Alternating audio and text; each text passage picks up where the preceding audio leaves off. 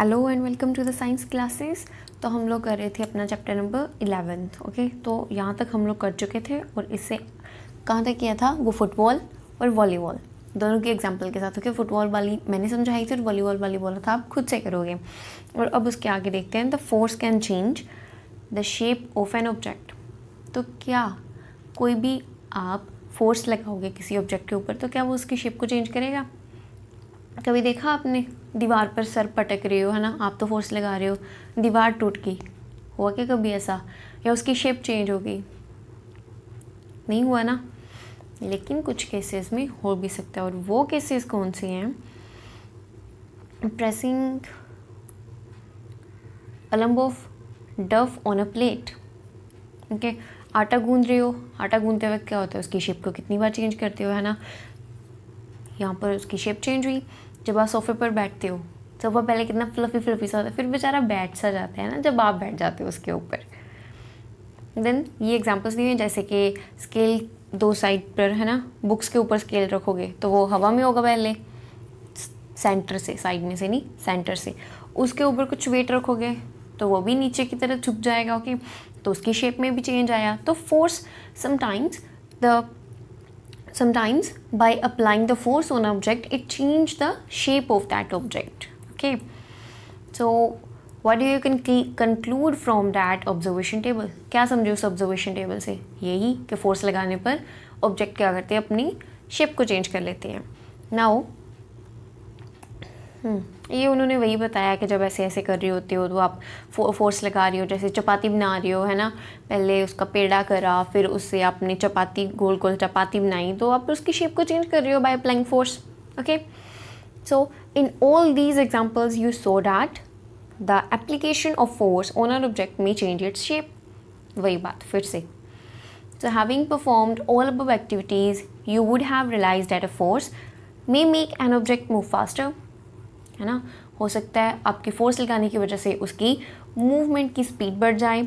May change the speed of an object if it is moving.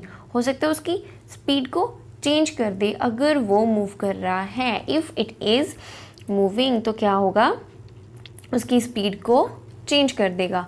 May change the direction of the motion of an object.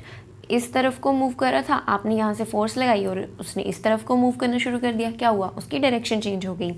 May cause सम और all of these effects. तो हो सकता है सबके साथ, ये छूट गया। मे bring about a change in the shape of an object. हो सकता है उसकी शेप को चेंज कर दे, और समटाइम्स हो सकता है ये सभी कुछ हो जाए, उसकी शेप भी चेंज हो जाए, उसकी डायरेक्शन भी चेंज हो जाए, और उसकी स्पीड भी चेंज हो जाए। So while a force may cause one or more of these effects, it is important to remember that none of these actions can take place without the action of force. तो उन्होंने बोला कि ये एक force ये सारे काम कर सकते हैं, लेकिन फोर्स के बिना ये काम नहीं हो सकते। Thus an object cannot move by itself, it cannot change speed by itself, it cannot change the direction by itself, and cannot shape as well. Okay, तो ना तो वो अपनी स्पीड को चेंज कर सकता है, ना ही वो मूव कर सकता है, ना अपनी डायरेक्शन को चेंज कर सकता है, और ना ही अपनी शेप को चेंज कर सकता है without the appliance of force. So there are, अब हमको दिया हुआ है contact forces. Contact forces, the first is the muscular force. Okay, so you can push और lift a book laying on a table without touching it. तो क्या आप table पर पड़ी हुई किसी बुक को उसको बिना हाथ लगाए उठा सकते हो? नहीं, हम नहीं कर सकते ऐसा। Okay, so can you lift, तो क्या आप पानी की बकेट को उठा सकते हो बिना उसको होल्ड किए, बिना उसको हाथ में लिए उठा सकते हो? उठाना है, घड़ीसना, उसको ऐसे धक्के नहीं देने पैर से। ओके, घड़ीसते हुए नहीं ले जाना पानी से, पानी की बकेट को पूरी को। उन्होंने बोला उठाना है। ओके, तो आप तो वैसे तो वो भी कांटेक्ट ही हो गया है ना, पैर में कांटेक्ट आएगा तभी तो पैर आपका उस बकेट के कांटेक्ट में आएगा, तभी तो वो मूव करेगी। Okay, so generally to apply a force on an object your body has to be in contact with that object. तो आपको जिस ऑब्जेक्ट पर फोर्स लगानी है, आपको उस ऑब्जेक्ट में कांटेक्ट में आना पड़ेगा। ओके, उसके साथ एक फिजिकल कांटेक्ट में आओगे तभी फोर्स अप्लाई होगी।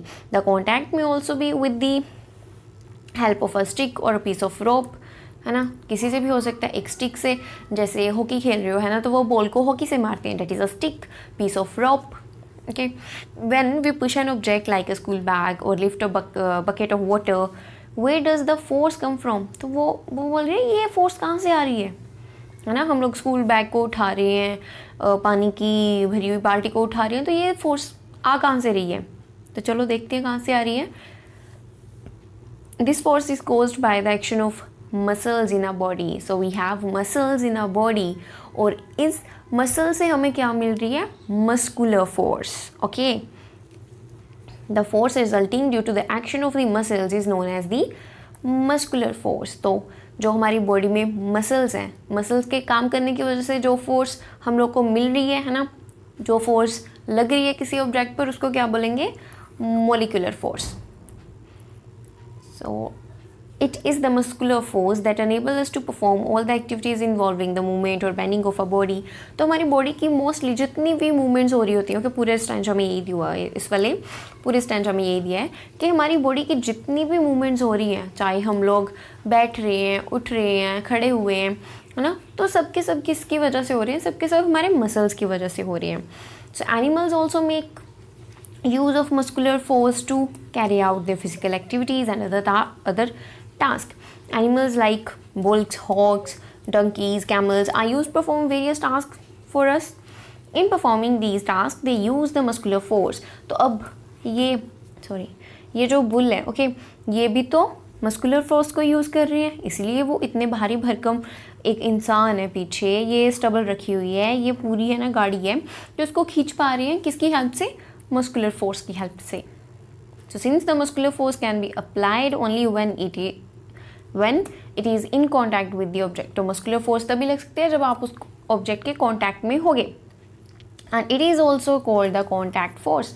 कॉन्टैक्ट में आने की वजह से वो फोर्स आप उस ऑब्जेक्ट पर अप्लाई कर पाओगे, इसलिए इस फोर्स को कॉन्टैक्ट फोर्स भी बोला जाता है।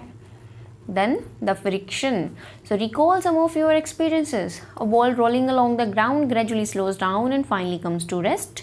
When we stop pedaling a bicycle, it gradually slows down and finally comes to a stop. A scooter or a car comes to rest once its engine is switched off. Similarly, a boat comes to rest if we stop rowing it.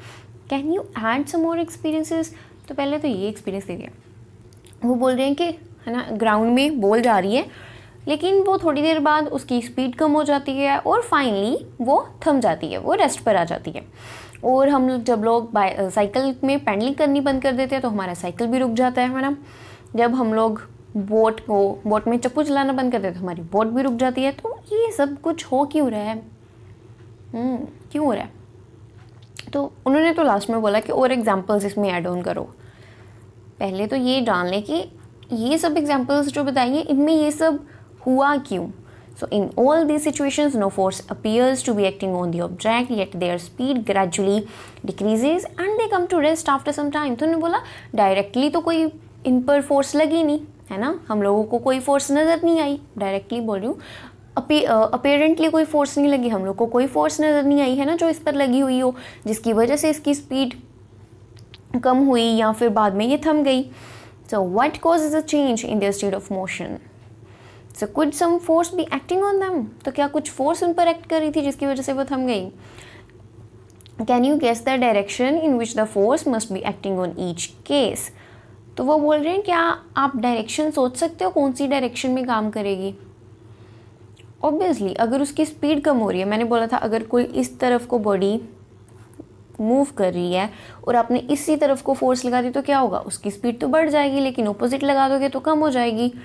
तो उसकी direction क्या होगी, जो force apparently नहीं लग रही किसी भी चीज़ पर, किसी भी ऑब्जेक्ट पर, लेकिन वैसे लग रही है कोई ना कोई फोर्स, तो वो क्या होगी, उसकी डायरेक्शन क्या होगी, उसकी डायरेक्शन ऑब्वियसली अप्लाइड फोर्स से ऑपोजिट होगी।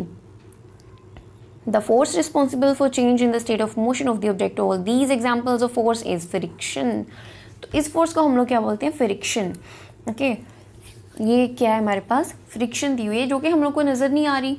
जब बॉल ग्राउंड पर जा रही है ना, तो वो भी एक कॉन्टैक्ट सरफेस है, कॉन्टैक्ट फोर्स है, क्योंकि उसके सरफेसेस जो हैं वो कॉन्टैक्ट में आ रही हैं। ओके, उनके सरफेसेस के कांटेक्ट में आने की वजह से क्या हो रहा है, वो एक दूसरे के साथ रब कर रही हैं या एक दूसरे में वो फ्रिक्शन प्रोड्यूस कर रही हैं, जिसकी वजह से क्या हो रहा है, उसकी स्पीड कम हो रही है और फाइनली वो थम जाती है बाद में।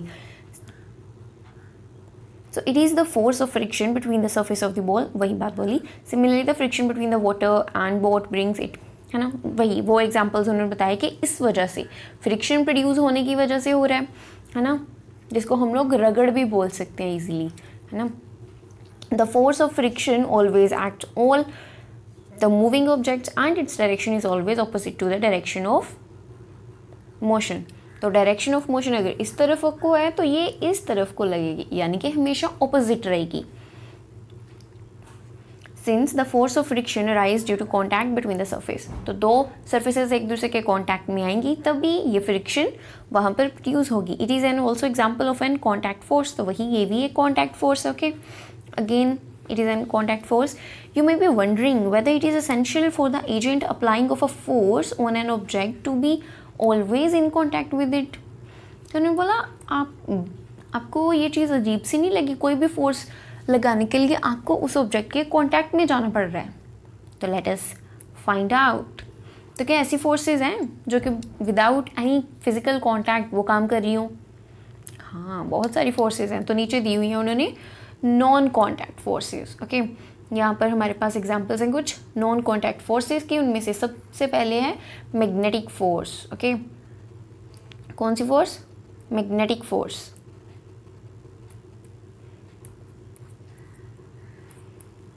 सो take a pair of bar magnets, place the longer side of the magnets over 3 round shaped pencils और वुडन रोलर, जैसा कि उन्होंने एग्जाम्पल में दिया हुआ है. Okay, now bring one end of the other magnet near to the end of the magnet placed on the rollers. Make sure that the two magnets do not touch each other. Observe what happened. Next, bring the other end of the magnet near the same end of the magnet placed on the rollers. Note what happened to the magnet placed on the rollers. तो होगा क्या, मैं बताती हूँ क्या होगा. हमारे पास magnet दी हुई है. ओके, एक उसका नॉर्थ पोल होगा, एक उसका साउथ पोल होगा, इसका भी एक साउथ पोल होगा और एक नॉर्थ पोल होगा, है ना. तो जब ये साउथ और नॉर्थ साथ में आएंगे तो वो इसको क्या करेगी, वो एक दूसरे को करेंगे अट्रैक्ट. लेकिन ये बिल्कुल एक दूसरे के टच में नहीं है. ओके, ये एक दूसरे के टच में बिल्कुल नहीं है, एक दूसरे से एक डिस्टेंस पर पड़े हुए हैं, लेकिन ये एक दूसरे को अट्रैक्ट कर पा रहे हैं. बिकॉज इनमें क्या है, इनमें है हमारे पास मैग्नेटिक फोर्स. ओके, हमारे पास मैग्नेटिक फोर्स होने की वजह से वो एक दूसरे को अट्रैक्ट कर पा रहे हैं. लेकिन जब आप, ये साउथ है, ये नॉर्थ है, और आपने इसका एंड चेंज कर दिया, ये साउथ ले लिया, ये नॉर्थ ले लिया, अब क्या होगा, अब ये एक दूसरे से दूर जाने की कोशिश करेंगी. टच में ये अभी भी नहीं है. ओके, काफ़ी दूरी पर है एक दूसरे से, लेकिन ये एक दूसरे से दूर जाने की कोशिश करेंगी, क्योंकि ये प्रॉपर्टी होती है हमारे पास मैग्नेट्स की. Okay, the like poles repel each other and unlike poles attract each other. Okay, then does the magnet on the rollers begin to move. उन्होंने वही बताया जो हम लोगों ने अभी डिस्कस किया. So you have learn in class 6 that like the poles of 2 magnets repel each other. तो उन्होंने बोला आपने ये प्रॉपर्टी पढ़ी हुई है. So the force exerted by a magnet is an example of non contact force. तो उन्होंने बोला जो मैग्नेट ने एक दूसरे के ऊपर फोर्स एक्सर्ट करी, वो क्या, कौन सी फोर्स थी हमारे पास, नॉन कॉन्टैक्ट फोर्स, बिकॉज वो एक दूसरे के कॉन्टैक्ट में नहीं आए. बच्चे ना कई बार ये घर पर बड़ा करते हैं, है ना, एक मैग्नेट का पीस लेकर के दूसरे मैग्नेट के पीस को रख के उसको आगे आगे भगाते चले जाते हैं. सो सिमिलरली द फोर्स, आगे देखते हैं अभी. Similarly the force exerted by a magnet on a piece of iron is also non contact force. तो अभी एक आयरन के पीस के पास आप मैग्नेट लेकर के जाओगे तो वो क्या करेगा, वो इसके साथ अटैच हो जाएगा, लेकिन है ये नॉन कॉन्टैक्ट फोर्स. कैसे है, मैग्नेट जाके इसके साथ नहीं जुड़ा. ओके, मैग्नेट कुछ दूरी पर पड़ा हुआ था, लेकिन वो आयरन इस तरफ आना शुरू हो गया. ओके, उस आयरन ने इस तरफ आना शुरू कर दिया. इस वजह से हम लोग इसको क्या बोलेंगे, इसको हम लोग बोलेंगे नॉन कॉन्टैक्ट फोर्स. और इसके बाद में आती है हमारे पास इलेक्ट्रोस्टैटिक फोर्स. तो take a plastic straw and cut it into nearly 2 equal pieces. Suspended one of the piece from the edge of the table with the help of a piece of thread. Now hold the other piece of the straw in your hand and rub it. Rub its free end with a sheet of paper. Bring the rubbed end of the straw near the suspended straw. Make sure that the two pieces cannot touch each other. What do you observe?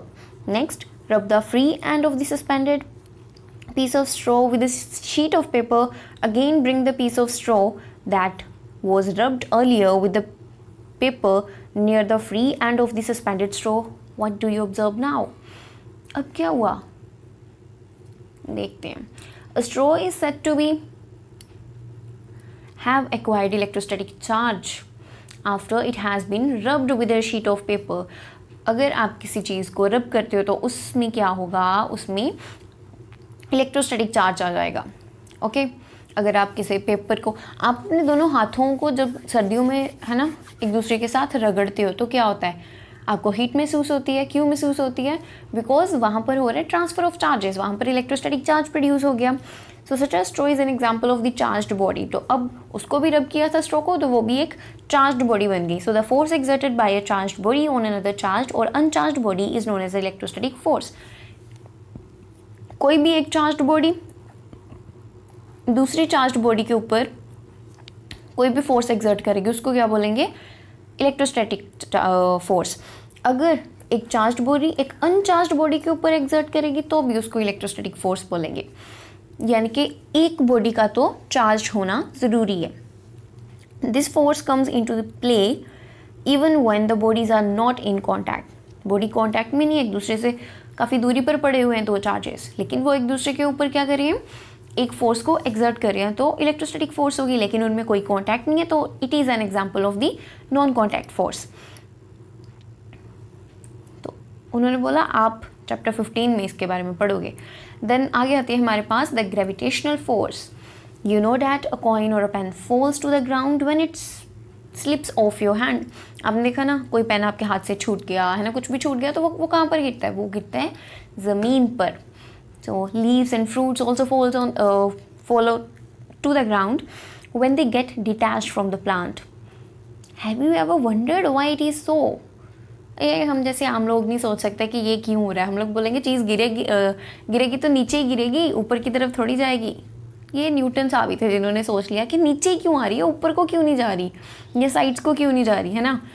तो ये हो क्यों रहा है? ये gravitational force की वजह से हो रहा है. हमारी अर्थ में एक ग्रेविटेशनल फोर्स होती है जो कि दो मास बॉडी के बीच में जो दो बॉडीज जिनका मास होता है उनके बीच में काम कर रही होती है. इसलिए कोई भी चीज़ गिरेगी तो वो ग्राउंड पर ही जाएगी, ऊपर की तरफ या साइड में नहीं जाएगी. Okay so when the coin is held in your hand it is at rest.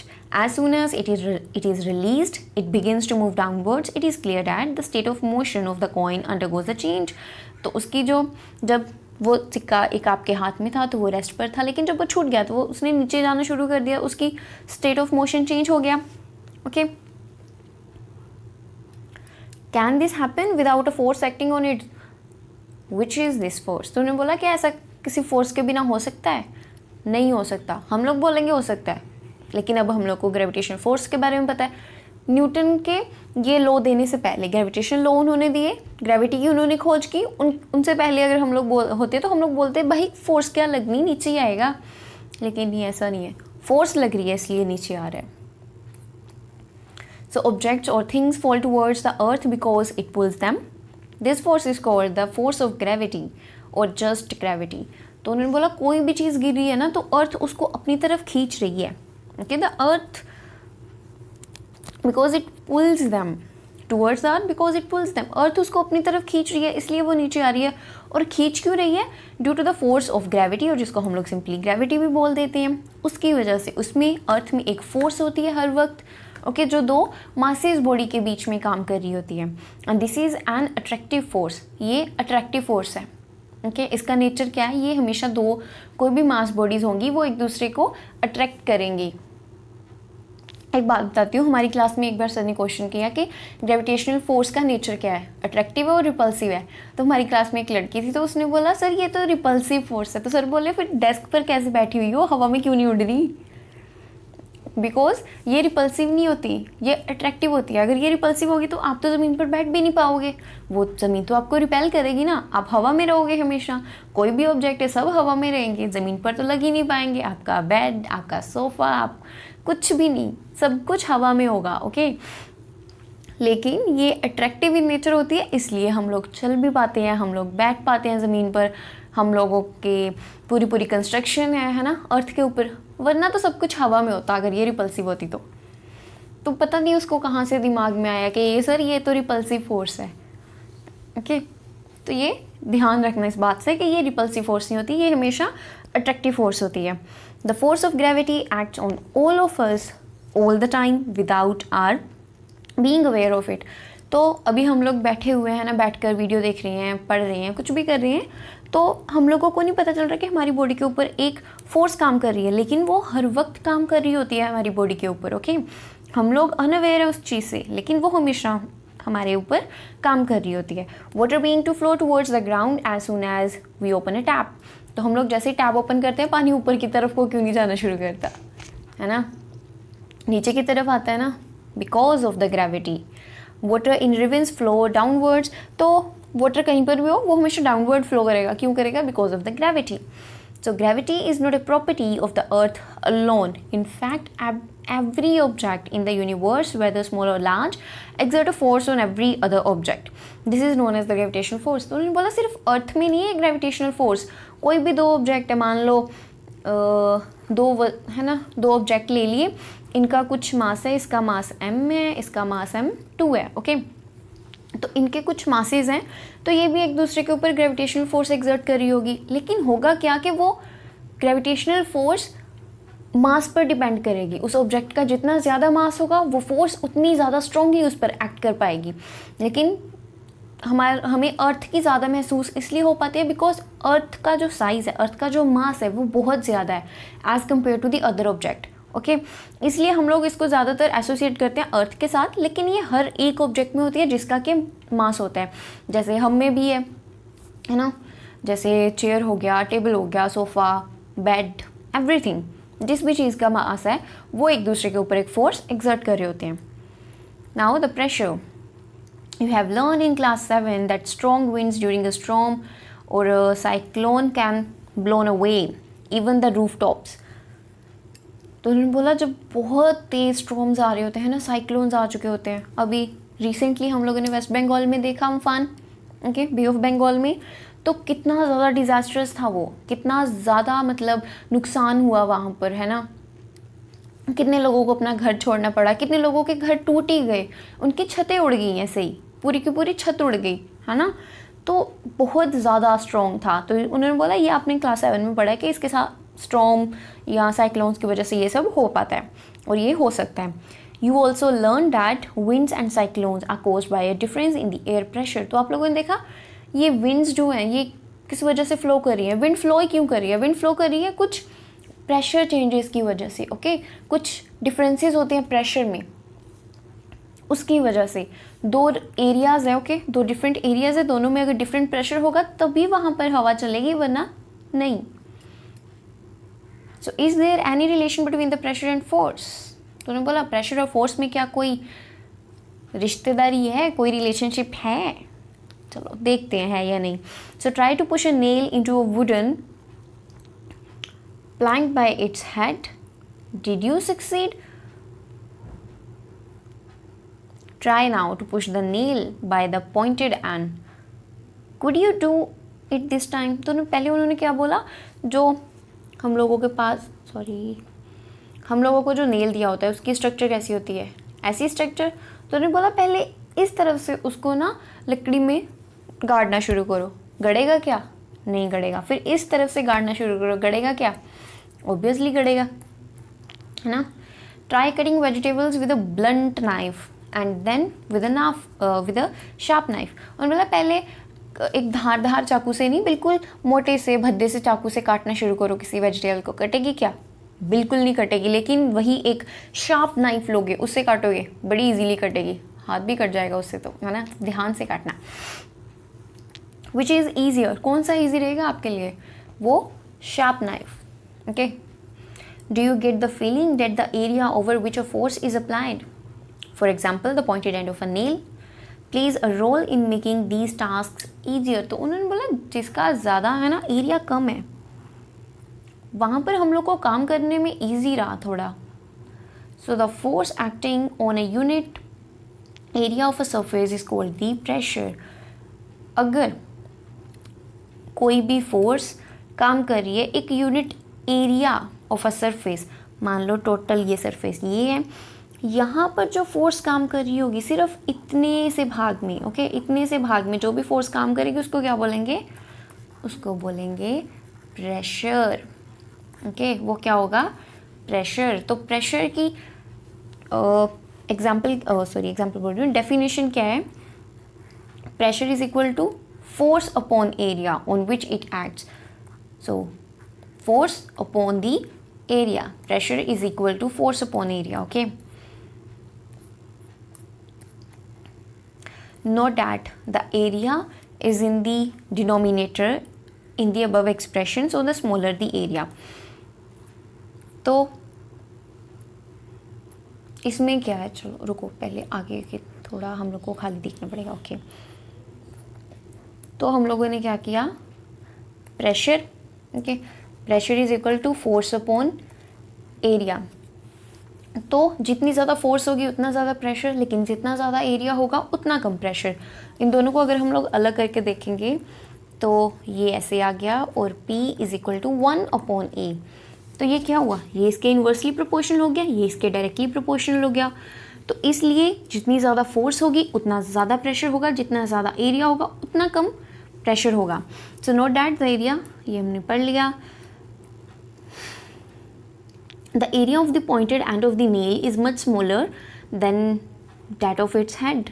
The same force therefore produces a pressure sufficient to push the pointed end of the nail into the wooden plank. तो उन्होंने बोला वो बिल्कुल है ना pointed as था उसका nail का, इसलिए उसको वहाँ से गाड़ना ईजी रहा as compare to this side. क्योंकि क्या था, वहाँ पर प्रेशर ज़्यादा बन पाया क्योंकि एरिया कम हो गया और फोर्स ज़्यादा लग गई, है ना. So can you explain now why shoulders bags are provided with broad straps and not thin straps?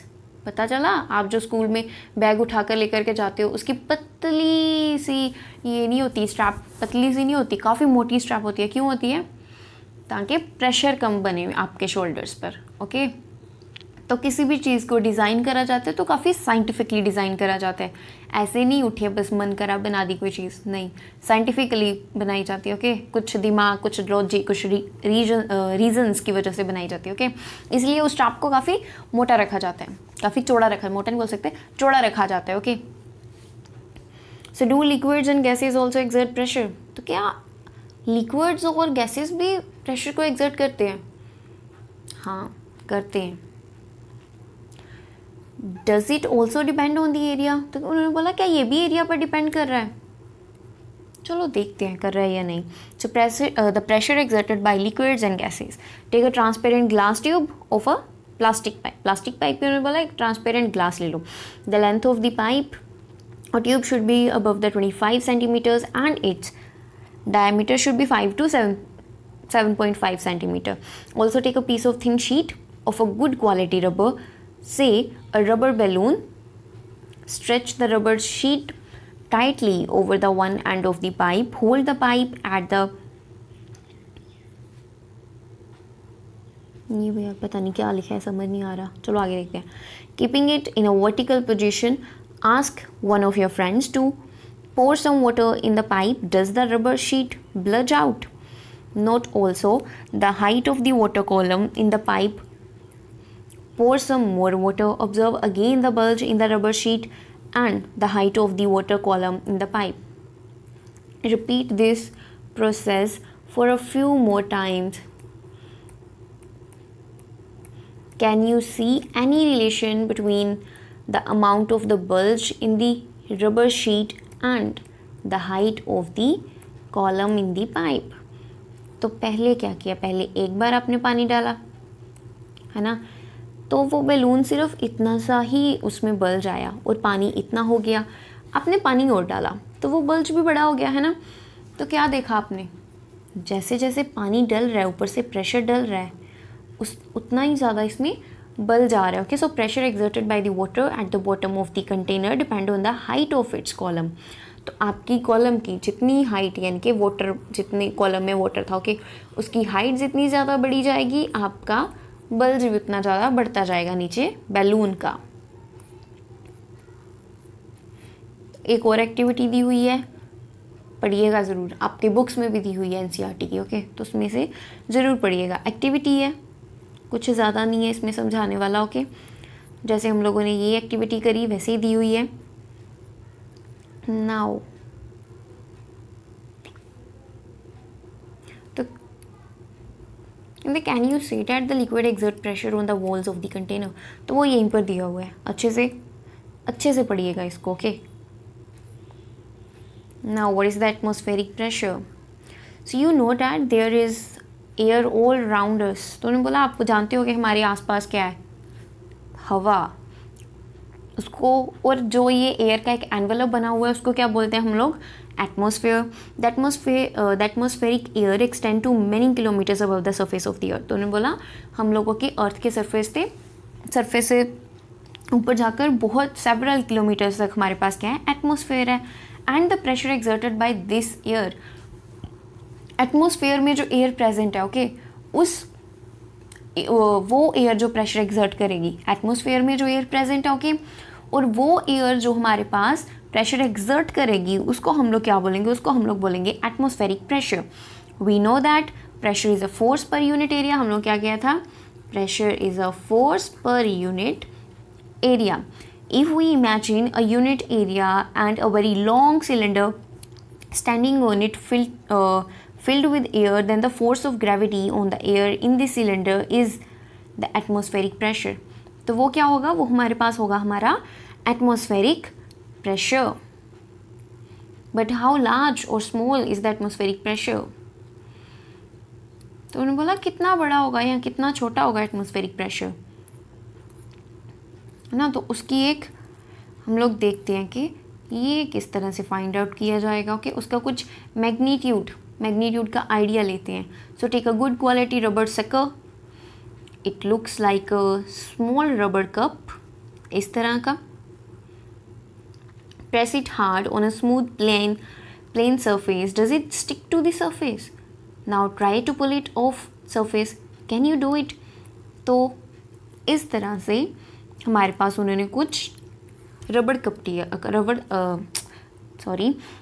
दिया हुआ है। ओके, आपने उसको काफ़ी फोर्सफुली एक सरफेस के ऊपर लगाया, फिर आपने उसको रिमूव करने की कोशिश करी, तो क्या हो पाया? So when you press the sucker most of the air between the cups and the surface escapes out. तो हुआ क्या, जब आपने उस रबड़ कप को किसी स्मूथ सरफेस के ऊपर ज़ोर से लगाया तो क्या हुआ, उसके बीच में, रबड़ कप के बीच में और जो उस सरफेस के बीच में हवा थी वो बाहर निकल गई। The sucker sticks to the surface because the pressure of atmosphere acts on it. वो सकर जो था वो चिपक गया उस सरफेस के साथ क्योंकि उसके ऊपर एक एटमॉस्फेरिक प्रेशर काम कर रहा है। To pull the sucker off the surface the applied force should be large enough to overcome the atmospheric pressure. तो एटमॉस्फेरिक प्रेशर वहाँ पर काम कर रहा है, तो अभी आपको उस सकर को दोबारा से उस सरफेस से डिटैच करना है, उसके बाहर निकालना है। पहले चिपक गया था, अब उसको उतारना है, तो आपको ज़्यादा फोर्स से काम करना पड़ेगा as compare to your atmospheric pressure. Atmospheric pressure से ज़्यादा अगर आप वहाँ पर फोर्स अप्लाई करोगे तब भी वो सकर उस सरफेस में से बाहर निकलेगा, अदरवाइज नहीं निकलेगा, वो चिपका रहेगा वहीं पर। So this activity might give you an idea about the magnitude of atmospheric pressure. In fact, it would not be possible for any human being to pull the sucker off the surface if there were no air at all between the sucker and the surface. अगर sucker और surface के बीच, दोनों के बीच हवा बिल्कुल ही present नहीं है तो वो तो किसी भी ह्यूमन बीइंग के लिए उसको निकालना बहुत टफ हो जाएगा। Does it give you an idea how large the atmospheric pressure is? तो उन्होंने बोला कि अभी पता चला एटमॉस्फेरिक प्रेशर में कितनी ज़्यादा फोर्स होती है। आप एक मामूली से सकर को नहीं निकाल पा रही हो स्मूथ, एक बड़ी वेल स्मूथ सरफेस में से। पता चला कितना ज़्यादा एटमॉस्फेरिक प्रेशर में फोर्स होगा।